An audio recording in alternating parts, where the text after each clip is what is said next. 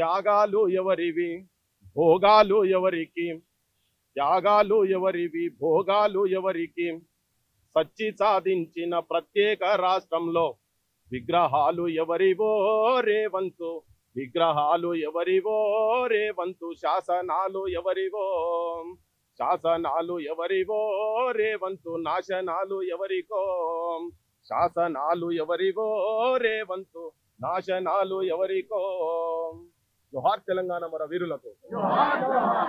నేనే శాసనం నాదే శాసనం అని విర్రవీగుతున్న అనుముల రేవంత్ రెడ్డి గారు ఒక కొత్త అధ్యాయానికి మొదలు పెట్టబోతున్నాడు. ఆల్రెడీ స్టార్ట్ చేసిండు ఆయనే.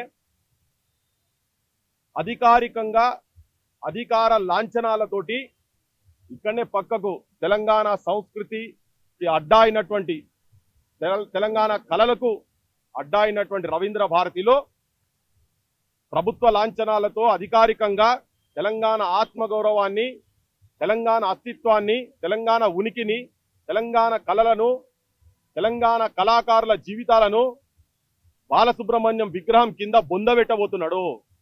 తెలంగాణ ప్రజలారా జాగృతం కావాల్సిన అవసరం ఉన్నది. ఊతవేటు దూరంలో ఉన్నది అమరుల స్తూపం. ఎంతో మంది వాళ్ళ జీవితాలను, వాళ్ళ భవిష్యత్తును ఈ తెలంగాణ అస్తిత్వం గురించి త్యాగం చేసిండ్రు. 369 మంది 69 ఉద్యమంలో, అంతకుముందు 8 మంది 54 మూమెంట్లో చనిపోయినరు. దాని తర్వాత మొన్న ఈ మధ్యలో 1200 మంది ఒకరు ఉరేసుకున్నారు, ఒకరు తగలగబెట్టుకున్నారు, ఒకరు ట్రైన్ అడ్డం పోయినరు, పార్లమెంట్ ముంగట కూడా ఉరేసుకొని చచ్చిపోయినరు. కొంతమంది యూనివర్సిటీ పిల్లలైతే ఖాళీ ఇక్కడ దాకా వచ్చి ఈ అమరుల దగ్గర వాళ్ళు మేము కూడా ఒక పువ్వు లెక్క ఉండేటట్టుగా మా బాడీని ఇక్కడ దాకా తీసుకొచ్చింది, శవాన్ని ఇక్కడ తీసుకొచ్చిన అంతిమ కోరిక. అంటే అంత ఘోరమైన సిచ్యువేషన్స్ ఉన్న టైంలలో ఈ ఆత్మగౌరవాన్ని, తెలంగాణ అస్తిత్వాన్ని కాపాడే మూమెంట్లో చనిపోతే ఇవాళ దానికి పక్కకే ఇక్కడ నుంచి చూస్తాడు కనబడుతుంది. అపహాస్యం చేసినట్టుగా, అవమానం చేసినట్టుగా, తెలంగాణలకు అసలు వీళ్ళ బతుకులే కావన్నట్టుగా ఒక అహంకార పోకడతోటి పరాయి పాలకుల చేతులల్లా ఒక కిరాయి మనిషి రేవంత్ రెడ్డి ఒక కిరాయి పాటగాని విగ్రహం పెడుతున్నాడు. దీన్ని తీవ్రంగా మేము హెచ్చరిక చేస్తున్నాం. నిన్నటి దాకా రిక్వెస్ట్ చేసినాం, ఇప్పుడు హెచ్చరిక చేస్తున్నాం. తస్మాత్ జాగ్రత్త రేవంత్. నీ ప్రభుత్వం, నువ్వు ఇంతకుముందు ఊడిగం చేసినావు కానీ నమ్మినాం తెలంగాణ ప్రజలు. నువ్వు చంద్రబాబుకు ఆంధ్ర పాలకుల దగ్గర ఈడ పిట్టలు రాలినట్టు రాలుతుంటే కూడా బెల్లి లలితక్కను 17-18 ముక్కలు నరికినప్పుడు నువ్వు ఆ క్యాంపులనే ఉన్నావు. గద్దరన్న మీద తూటాలు పడ్డప్పుడు కూడా ఆ క్యాంపులనే ఉన్నావు. ఎంతో మంది చచ్చిపోతున్నా గానీ పిల్లలు నీ పేరు రాసి ఆత్మహత్య చేసుకున్నారు. అయినా గాని ప్రజలు నిన్ను క్షమించి చలో 10 ఏళ్ళు ఒక దమనకాండ చూసిండ్రు కదా, నువ్వన్నా మంచి చేస్తావేమో అని చెప్పిన ఆలోచనతోటి నీకు ఓటేసి గెలిపిస్తే, నీ కాంగ్రెస్ పార్టీకి ఓటేసి గెలిపిస్తే, ఆయన వ్యతిరేకతతో నువ్వు గెలిచిన తర్వాత అడుగడుగున రోషయ్య ఎవరో ఇక్కడ ఆయన బాలసుబ్రహ్మణ్యం విగ్రహము రేవంత్ రెడ్డి ఇంటికాడ పెట్టుకొని రోజు పొద్దుగా లేచి ప్రదక్షిణ చేస్తే మాకేం ఇబ్బంది లేదు, బాధ లేదు. నువ్వు, నీ కుటుంబ సభ్యులు, నీ మనవాడు అందరు కలిసి తిరిగినా మాకేం బాధ లేదు. మీరు ఇంకెక్కడైనా ఎవరిళ్ళలో పెట్టుకొని శుభలేఖ సుధాకర్ గిడ ఇల్లు నాకు తెలియదు కానీ ఆయన ఇంట్లో పెట్టుకున్నా మాకేం బాధ లేదు. కానీ అధికారిక లాంఛనాలతోటి పెడుతున్నావు చూసినావా, దాన్ని మేము వ్యతిరేకిస్తున్నాం. రోషయ్య విగ్రహం పెట్టినావు, ఎన్టీ రామారావు విగ్రహం కూడా పెడతా అని చెప్పినావు మైత్రివనం కాడ. అయ్యా ఎన్టీ రామారావు ఏమేం చేసిండో చర్చకు వస్తాం. ఆ వేదిక మీద నువ్వు మాట్లాడుకుంటూ ఏం చెప్పినావు అంటే, తొక్కుతా ఎవడన్నా పెద్ద ఆయన విగ్రహం పెడతా అంటే వ్యతిరేకించే దుర్మార్గుడు ఎవడన్నా ఉంటాడా, వాడు ఎవడన్నా ఉంటే మూసిలేసి తొక్కుతా అని చెప్పిండు. నేను ఆ రోజే చెప్పినా, ఇగో మేము తయారున్నాం ఇక్కడ, యాడ దొక్కుతావో చెప్పిన ఆయన, నువ్వు విగ్రహం ఎందుకు పెడతావో నువ్వు మైకులు పెట్టి జనాలకని చెప్తావా, మేము కూడా వస్తాం, మేము కూడా మాట్లాడతాం. లేదు ఫిజికల్ గా దొక్కదలుచుకున్నావా, నీ మెస్సీ డ్రెస్ వేసి ఫుట్బాల్ ఆడతావు కదా, మేము కూడా నిన్ను మాటలతో బొచ్చడు ఫుట్బాల్ ఆడతాం బిడ్డ, మూతి అన్ని వలుగుతాయి. నీ అధికారం ఏదో పెద్ద అహంకారంతో మాట్లాడకు. తెలంగాణ ఉద్యమకారులను, ఇక్కడ ఉన్న వాళ్ళందరినీ, అమరుల ఆశయాలను అవమానపరిచేటట్టుగా మాట్లాడుతున్న దుర్మార్గునివి నువ్వు రేవంత్ రెడ్డి. నీకు సోయి తీసుకొస్తాం. తెలంగాణ జనం సోయి తీసుకొస్తారు నీకు. చాలా మంది ఆంధ్ర ప్రజలకు కూడా నేను చెప్పదలుచుకున్నా, ఒక పెద్ద మనిషి మొన్న మేము పెట్టిన రౌండ్ టేబుల్కి వచ్చినటువంటి మా రామ్దాస్ గారు కొత్తగూడెంలో 69 ఉద్యమం అప్పుడు తననే ముందుండి రవీంద్రనాథ్ వీళ్ళందరూ కలిసి అక్కడ నిరాహార దీక్ష స్టార్ట్ చేస్తే ఆయన తన వచ్చి 80 ఏళ్ళు దాటినటువంటి పెద్ద మనిషి తన అభిప్రాయం మీద చెప్తే అరే అమ్మనా బూతులు తిడుతున్నట్టు ఈ ఆంధ్రోలు నాకు అర్థమైతే లేదు. సంకుచిత స్వభావం ఉన్నటువంటి కొంతమంది ఆంధ్రోలకు నేను చెప్పదలుచుకుంది ఏంటంటే, అరే మీరు వయసు కూడా వదిలిపెడతలేరు కదా, దేని గురించి మేము మాట్లాడుతున్నాము, ఎవరి ఆత్మగౌరవం గురించి మాట్లాడుతున్నాము, మీరు ఎక్కడ పైడి జయరాజ్ ఆయన చరిత్ర ఎక్కడ చెప్పరు, ఎవరికి తెలియదు, ఇలా మేము మాట్లాడుతున్న వారికి కూడా తెలియదు. ఆయన is an icon. Seventh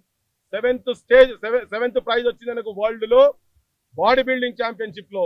the one and only one action star in India, the first action star India is Paidi Jayaraj.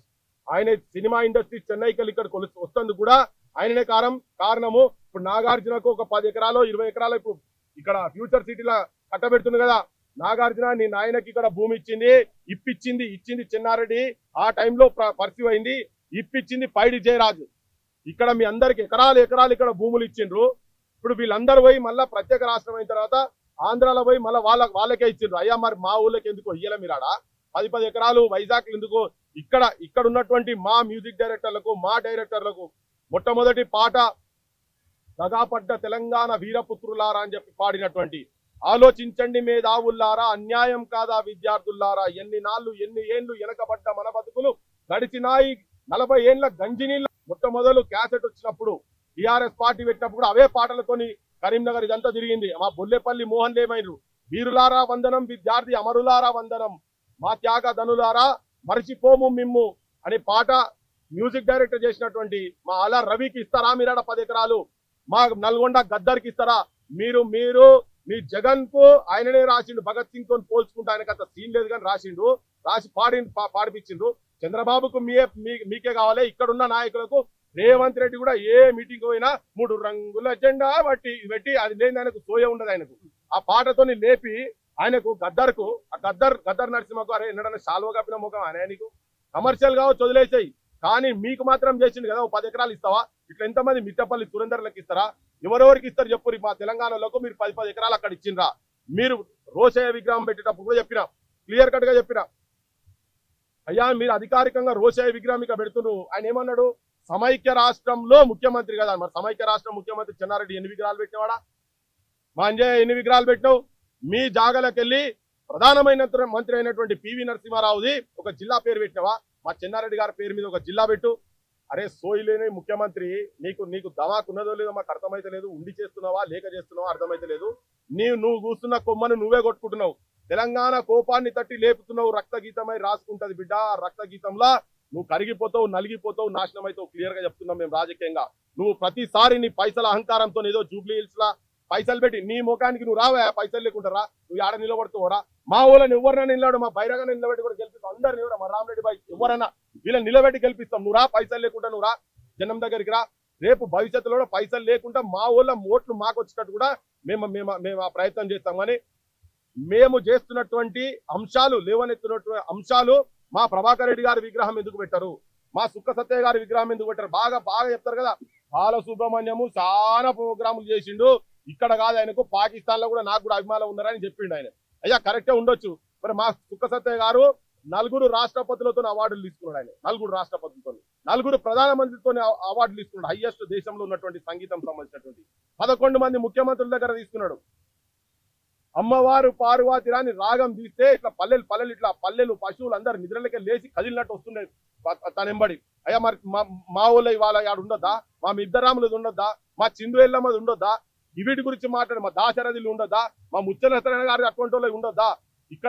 ఇక్కడ ఈ సమాజం గురించి, తెలంగాణ సమస్యల గురించి కొట్లాడి జైళ్ల పాలైన వాళ్ళ విగ్రహాలు ఉండాలా? ఒక కిరాయి గొంతు అయినటువంటి బాలసుబ్రహ్మణ్యం విగ్రహం ఉండాలనేది జనం కూడా తెలుసుకోవాలి. తెలంగాణ జనం కూడా చూసిరు కదా వాళ్ళ లోపల ఎంతున్నదో. అందుకే చెప్పిండు ముచ్చలెత్తన గారు, అప్పుడే చెప్పిండు, 12 ఏళ్లు గడిచినా గానీ పుష్కరం ఒక్కటి పోయినా గానీ వేరు బుద్ధి వారు మానరు బాబు, పాడు బుద్ధి విడనాడరు బాబు అని. ఆ వేరు బుద్ధి వాళ్ళ లోపల ఉన్నది, పాడు బుద్ధి వాళ్ళ లోపల ఉన్నది. కనుక ఇవాళ స్వరాష్ట్రమైన తర్వాత 12 ఏళ్ళకు కూడా ఇంకా వాళ్ళు అదే మాట మాట్లాడుతున్నారు. 56లో కలిసినప్పుడు 68లో రాసిన పాటకు ఇప్పటికీ కూడా ఇంకా వాళ్ళ మనస్తత్వాలు ఏంటి అనేది చాలా క్లియర్ కట్ గా తెలియజెప్తున్నారు. వాళ్ళే మన ఇక్కడ ఉన్నటువంటి రాజకీయ నాయకులు, ఆంధ్ర పెట్టుబడిదారులు, ఆంధ్ర రాజకీయ వ్యవస్థ చేతులలో బందీలైపోయి ఉన్నారు. వీళ్ళంతా వాళ్ళ పైసలకు వీళ్ళు కకృతి పడి కుక్క బిస్కెట్లు వేస్తే తినే లెక్క ఇక్కడ రాజకీయ వ్యవస్థ పనిచేస్తుందని చాలా బాధతో చెప్పదలుచుకున్నా. విజ్ఞప్తి ఏంటంటే ఎవరన్నా మాట్లాడదలుచుకుంటే అంశాల మీద ఎవరి చరిత్ర మీద మాట్లాడతారు చెప్పండి. ప్రభాకర్ రెడ్డి గారి చరిత్ర మీద మాట్లాడతారా, కత్తి కాంతారావు చరిత్ర మీద మాట్లాడతారా, లేకపోతే మా దాశరథి గురించి మాట్లాడతారా, ఇంకెవరి గురించి మాట్లాడతారు, ముత్తురత్నారాయణ గారి గురించి మాట్లాడతారా, మా జానపదాలకే నిలువైనటువంటి మా శంకర్ సారంగపాణిల గురించి మాట్లాడతారా, ఎవరి గురించి మాట్లాడతారు చెప్పండి. కనీసం మీతోనే ఉండి సమైక్యవాదంతో శ్రీనారాయణ రెడ్డి గారికైనా మీరు గౌరవం ఇచ్చిరా? మీ ఇంట్లో పెట్టుకుంటే మాకేం పంచాయతీ లేదు. అధికారికంగా ముఖ్యమంత్రి నువ్వు సోయినోను అయితే జీవోలు తీసుకొచ్చి ఉద్యోగాలు ఇవ్వయా. నువ్వు అన్న 2 లక్షల ఉద్యోగాలు, పెన్షన్లు నువ్వు చెప్పినవో మా ఊళ్ళకు 25,000 అన్నావు, 250 గజాలు అన్నావు. ఈ జీవోలు ఇవ్వయా, ఇటువంటి జీవోలు పెన్షన్లు నువ్వు పెన్షన్లు అటువంటి జీవోలు తీసుకురా. పిల్లలకు స్కాలర్షిప్ల జీవోలు తీసుకురా. ఈ జీవో బాలసుబ్రహ్మణ్యం విగ్రహం పెట్టకపోతే ఇప్పుడు తుఫాన్ వస్తుందట. అంటే తెలంగాణ అస్తిత్వాన్ని పొందబెట్టే ప్రయత్నం ఏదైతే రేవంత్ రెడ్డి చేస్తున్నావో తస్మాత్ జాగ్రత్త. నీ పార్టీ వాళ్ళు కూడా సోయినోళ్ళు. రాహుల్ గాంధీ మీరు సోయి ఉండేది ఉంటే ఈయన తలకాయల సీవేజ్ పోతున్నది, డ్రైనేజ్ పోతున్నది. ఆ డ్రైనేజ్ తీసేసి ఏమైనా సద్బుద్ధి కలగాలని చెప్తున్నాం. ఒకవేళ మీరు ఇప్పుడు చాలా మంది నువ్వు గౌరవించుకున్నట్టు పెద్ద మనిషే చెప్పిండు, ఓ జర్నలిస్ట్ పెద్ద మనిషి చెప్పిండు చెప్పులు మెడకేస్తా అని చెప్పని. విన్నావా? మా వాళ్ళు ఒకరొకరు లోపట ఉడుకుతున్నారు. ఇలా మా ఇక్కడ తెలంగాణ సంబంధించిన కవులు వీళ్ళందరూ కూడా కవులు కావచ్చు, రచయితలు గుండె గాలి ఇలా ఫేస్బుక్ లలో ఒక్కొక్కరు మెసేజ్లు చూడండి ఒక్కసారి. యువతరం కూడా చూడాల్సిన అవసరం ఉన్నది. మా దగ్గర ఇప్పుడు ఏంటంటే తెలంగాణలో ఎన్నికలు, గ్రామ పంచాయతీ ఎన్నికలు ఉన్నాయి కాబట్టి మీకు ఆ సెగ తలుగుతలేదు. 4 రోజులు అయితే మీకు కూడా సెగ తలుగుతుంది. మా యువకులు ఒక్కసారి యూనివర్సిటీలకి కిందికి పోతే మీకు కూడా సెగ తలుగుతుంది. మీరు జాగ్రత్త. ఈ ప్రయత్నం ఏదైతే జరుగుతున్నదో విగ్రహాలు పెట్టి తెలంగాణ ఆత్మగౌరవాన్ని వంచే ప్రయత్నమే జరుగుతున్నదో వెంటనే ఆపుకోండి. అది మీకే మంచిది. ఒకవేళ ఆపకుంటే మాత్రం పరిణామాలకు బాధ్యులు మీరే. రేపు ఆ బాలసుబ్రహ్మణ్యంకు విగ్రహానికి ఏ మాత్రం చెప్పులేసినా, తలగబెట్టినా, కూలగొట్టినా అది మీరే బాధ్యత వహించాల్సి ఉంటది. కేసులు ఏమైతే 2-3 పోతారు వస్తారు కావచ్చు. అందరు మా లెక్క గాంధీవాదులు ఉండరు.